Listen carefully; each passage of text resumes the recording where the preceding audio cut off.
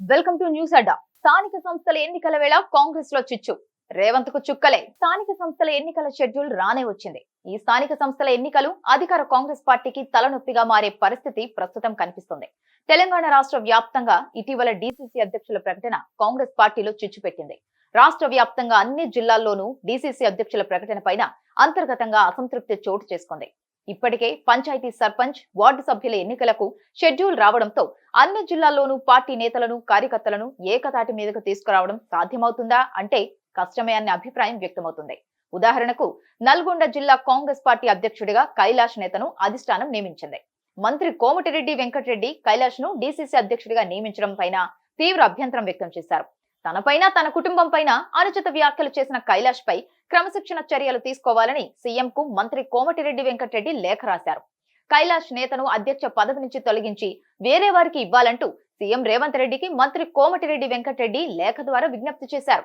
ఇక కోమటిరెడ్డి వెంకటరెడ్డి అనుచరుడైన గుమ్మల మోహన్ రెడ్డి ఎన్నో ఏళ్లుగా పార్టీ కోసం పనిచేశాను. మంత్రి కోమటిరెడ్డి వెంకటరెడ్డి అనుచరుడిగా పనిచేశాను. అట్లాంటి నాకు అధ్యక్ష పదవి రాలేదంటూ తీవ్ర వ్యాఖ్యలు చేశారు.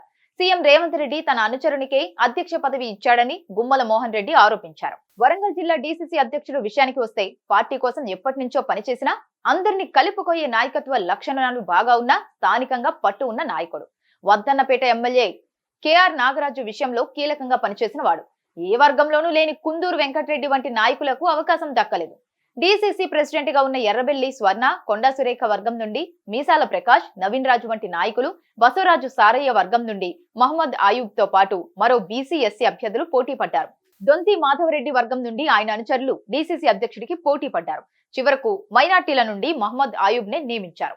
కాంగ్రెస్ మైనార్టీ సెల్ అధ్యక్షుడిగా పనిచేసిన ఆయన సారయ్య వర్గానికి చెందిన వ్యక్తి కావడంతో కొండా సురేఖ డీసీసీ అధ్యక్ష నియామకం పైన తీవ్ర అసహనంతో ఉన్నట్టు సమాచారం.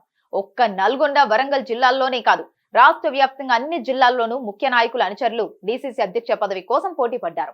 తాజాగా కాంగ్రెస్ అధిష్టానం డీసీసీ అధ్యక్షులను ప్రకటించిన తర్వాత అంతర్గత వర్గ పోరు పీక్స్ లో కొనసాగుతోంది. ఇదే సమయంలో స్థానిక సంస్థలు ఎన్నికలు కూడా రావడంతో ఈ ఎన్నికల్లో ఒకరికొకరు సహకరిస్తారా, అందరూ కలిసికట్టుగా పార్టీ విజయం కోసం క్షేత్రస్థాయిలో పనిచేస్తారా అనేది ప్రశ్నార్థకంగానే మారింది. ఈ స్థానిక సంస్థల ఎన్నికలు సీఎం రేవంత్ రెడ్డికి, కాంగ్రెస్ పార్టీకి కత్తి మీద సామే అని చెప్పక తప్పదు.